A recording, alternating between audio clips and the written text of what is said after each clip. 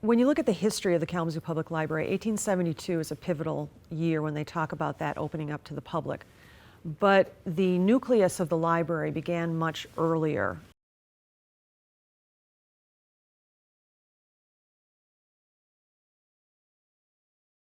Initially, it was like a township, maybe small township library. I don't know if it was connected to the schools in some way because the township was running the school at the time, so it made sense. But in 1859, the state of Michigan allowed schools to create school boards, and so our school board is created. And in the next year, they decide that they're going to take operation of whatever library there is, a very small library. And the individual who took charge of it is a man named Frank Little, who happened to be secretary of the school board at that time. And it was a job that he kept for the next 12 years. The access was very limited. It was only for children who went to the Kalamazoo Public Schools. It was only opened 1 hour on a Saturday.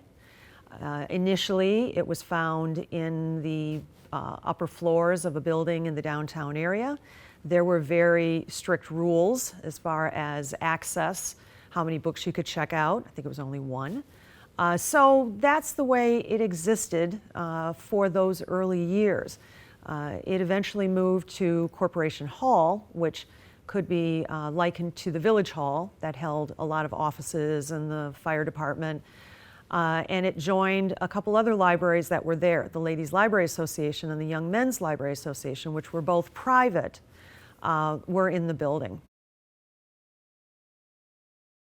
There was a woman by the name of, now her full name was Mary Jane Wolcott, but for years was known as Jenny. And in the canons of the Kalamazoo Public Library history is always referred to as Jenny Wolcott. She approaches the Board of Education in 1872, and whether it is a suggestion or a recommendation, says that she feels that the library should be open to the public and not limited to students who go to the school system. We know that she was a member of the Ladies Library Association. More than likely, she may have been involved with their private library. What motivated her, I'm not sure. But it was because of Jenny Wolcott that we have the public library that we know today.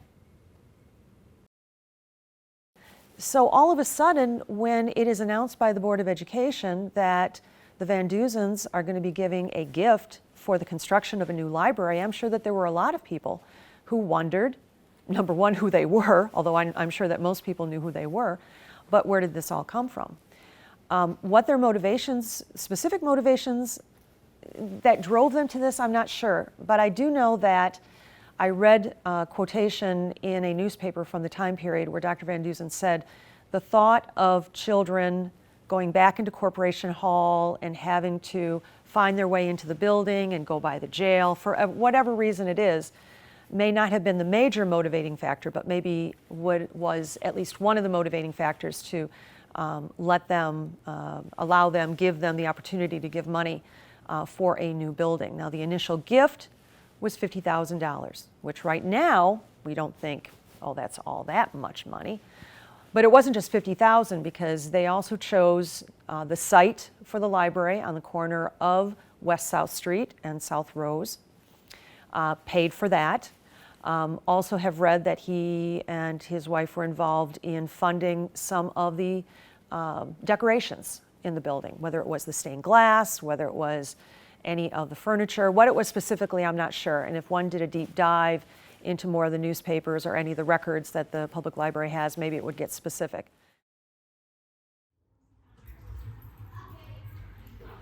The key for this library from the beginning to now is access. And that's what's exciting to see. Now, what kind of access is going to exist in the future?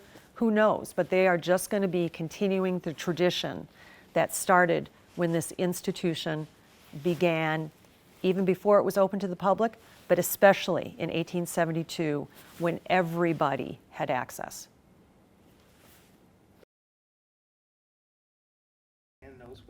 Right, at least he looks like it. Okay.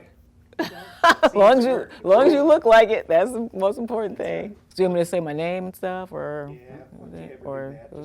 Okay. just to start off? Who are you? Okay, I'm Sonia Bernard Hollins, and I'm a native of Kalamazoo. I grew up here in Kalamazoo on the north side, where the libraries were a part of my life. As the oldest child in my family, I was responsible for my siblings. And so one place that I would take them all the time was the library. They could listen to the puppet shows and all that cool stuff while I was able to read or do homework and other things. So it was a good little walk in our community down to the Powell Library, and it was, a safe, fun place. I believe what Powell Library means to the community is more than just books. It's a place where kids can come and feel safe. We think about kids getting out of the house and enjoying themselves outside, and we have LaCrone Park. We have different places we can play outside. But there's also an opportunity to come inside and use those resources and those books and the movies and the video games or whatever those are, and it's in a safe environment. It's in a safe place. So it's still part of our community, and it's bringing the children inside in a more educational environment, a more educational background than the recreation, which students need both. We need inside and outside. But it's important for our community to have a place where children can have that educational focus inside in a safe place where they can walk to, they can walk home, they can get to it, and they can be respected while they're here. And I think that's very important. As my kids got older and started going to school, I started working back in my profession of journalism. And I really did some work at the Kalamazoo Gazette for years and started Season Press, which is a self-publishing consulting firm. And so Season Press allowed me to work with local authors who wanted to self-publish and maybe didn't know how to get their books off the ground.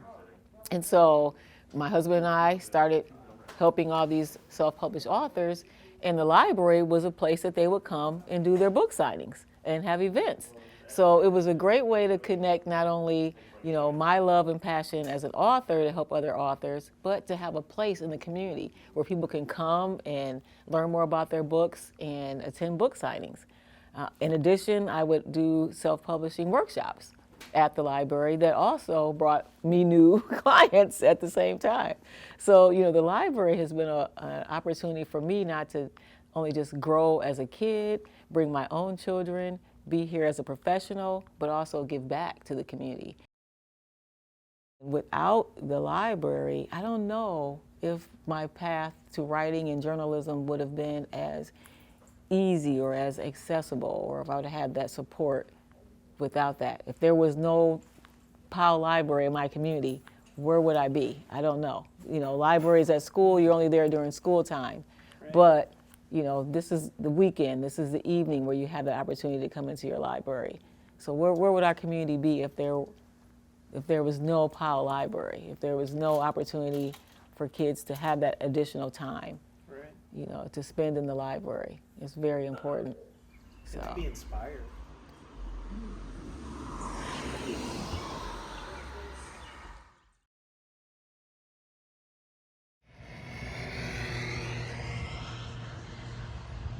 My name is Warren O'Connor. Okay. I'm a veteran, and I come here in 2007 to visit. And I left and came back again to live in 2009. Yeah, I moved in right away. When I moved in, I had no TV, no bedroom, and nothing. I just moved in, and I gradually picked up stuff. And eventually I got a hold to me a TV, stereo, no cable. Library, let me go over there. I go back up in there.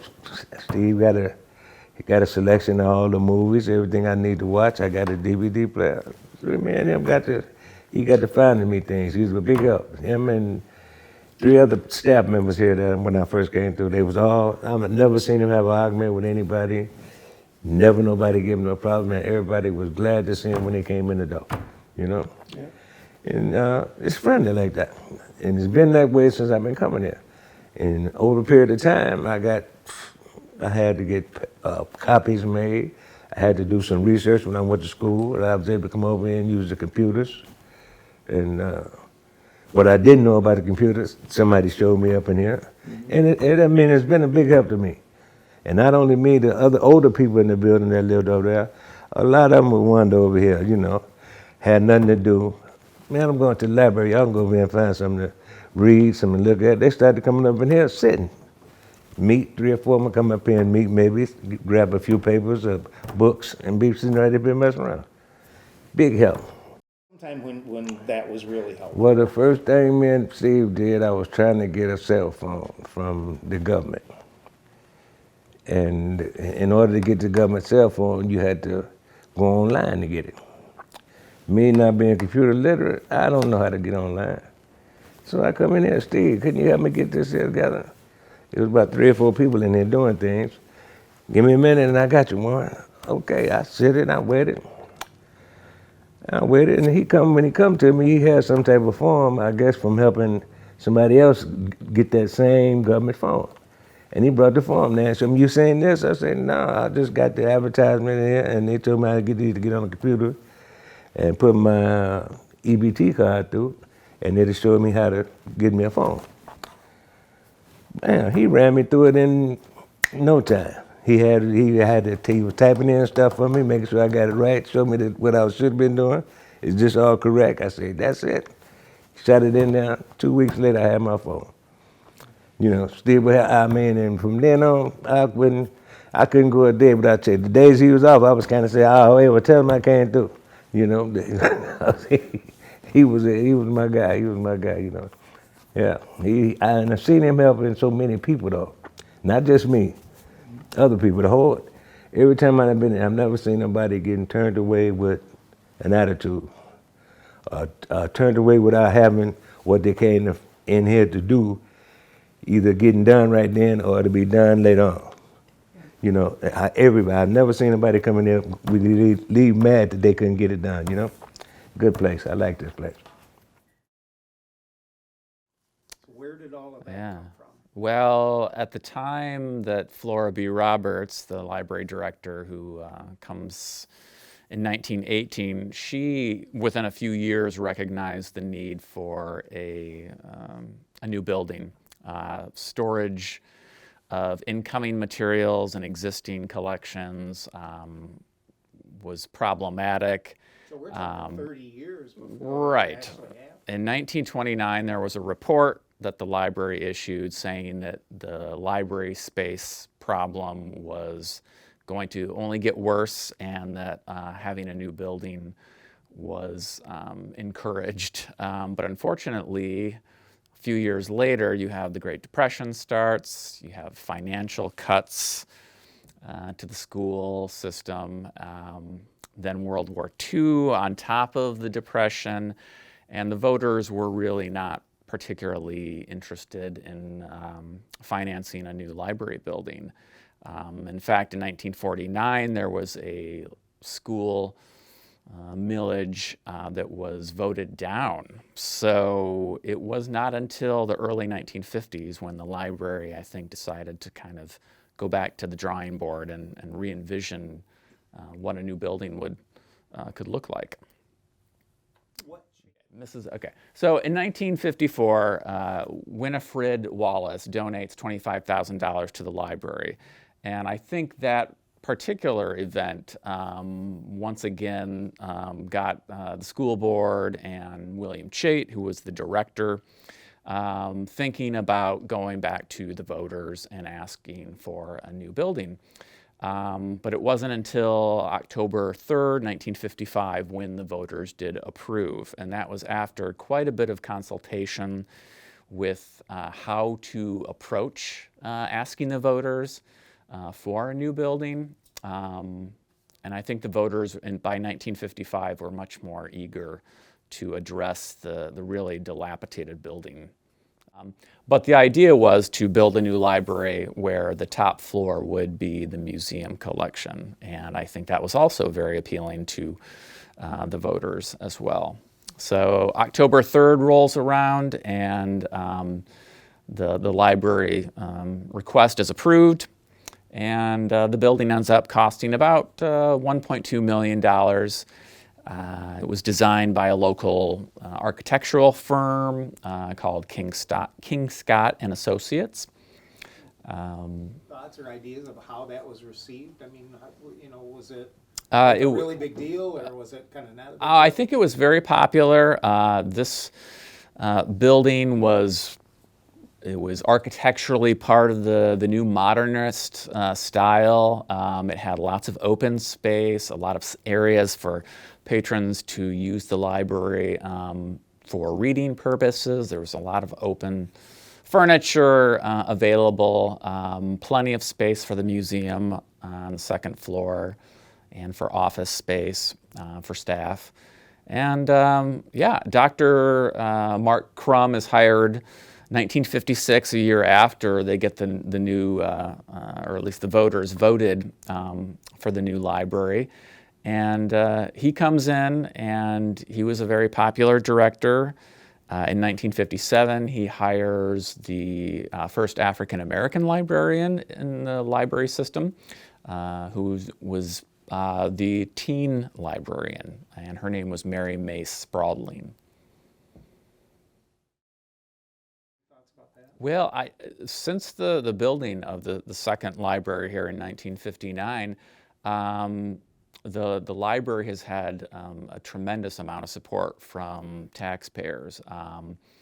Every election since then, the voters have said that they wanted a strong, viable library system. And I think this was certainly the election of 1955 was overwhelmingly in favor of a new library. I think they won every single district. The library has always been very well supported. It was able, with this new building, to offer even more services than what they had been able to do in the more constricted older building. And so there were more services. What were some of those services? Well, one of the examples is that there was not an emphasis on addressing the teenager. And when Dr. Crum hired Mary May Spradling, he did so basically to really kind of re-energize a particular service that was very focused on the teenager. And she had an interest in teenagers, was very interested in trying to draw in more African American teenagers to use the library. Yes, we've always had a very strong children's department here at the library. And I think the museum was also another very vital cog in this community that really appreciates the kinds of services that the library offers. And look at this thing 30 years out, another 30 years out or whatever. Where would you like to see the library? Or where,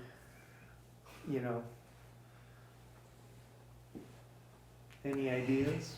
There's a part of me that says I want to see it right where it is. I want it to be still the marketplace of ideas for folk. I want it still to be the place where you can treat it like a soapbox, and people can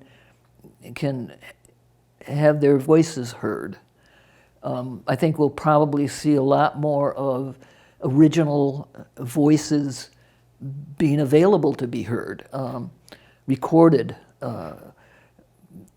Much like what public media network does in terms of allowing people the opportunity to film their own work and be local journalists. We probably will have a lot more of that kind of resource available within the space. Much like we have in the Idea Lab for people to come in and work with editing their own video material together that they've recorded on their own digital devices, that sort of thing will continue to be a growth area. I hope that we have the wherewithal to digitize everything that is now in the local history room, for example, because that material will slowly decay. And I hope we don't lose all of that by benign neglect because I think we're really committed to the need to preserve our history. But we need to also be thinking about making sure that the new ideas that younger folk are bringing forward get saved and preserved as well. I think one of the characteristics of the public library over the last, well, since it became a district really, has been collaboration. That if we were going to be a place where folk would come to access information, they were going to find out about the resources that were available to them throughout the community. Certainly we would want them to be able to do that. And forming partnerships with those resources to better serve the citizens of the district with what they really needed in terms of information was also services and ways of obtaining the services. So we had connections with becoming a family place library so that folk would have the ability to learn about how to help educate their children from birth to when they were going into the public school system, with how to get the kind of health care that they might need. During various times of recession or employment difficulties, people needed to be able to find how to get to workforce resources. So the outreach has been a natural part of our connection with information, if you will, always. Eventually I started seeing the kids come through. 7 to 11, they would come through and be on the computers over there. I said, man, this is something cool. And they get off the computers and go in the back further. They got books for kids to read, stuff for them to play with. And it was toned down, it was mild, wasn't that wild, but the kids was coming in and enjoying the library, you know? And the staff was, I mean, it was great. The staff been great ever since I've been coming through here, ever since. And I've been getting movies here still. I come through just to visit sometime, bring my grandkids over sometime. And it's a wonderful place.